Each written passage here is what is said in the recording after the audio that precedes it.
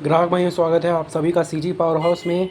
तो आज हमारे पास आई है 2 ठोक नगर निगम की बैटरी। ये 100 एम्पियर की बैटरी है। इस वाले में वोल्टेज आ रहा है और उस वाले में वोल्टेज नहीं आ रहा है। तो अपन इसे खोल के देखेंगे और नेक्स्ट वीडियो में मैं आपको बताऊंगा, इसकी चेकिंग करके दिखाऊंगा। बाकी दिक्कत मैं आपको ये बता दूं कि मैं अपनी ये जो इलेक्ट्रिक साइकिल है, ये जिसमें मैं नगर निगम की बैटरी में चेक करता हूँ, इसे मैं जल्द ही तोड़ के नई बनाऊंगा फिर से। तो मिलते हैं किसी और वीडियो में।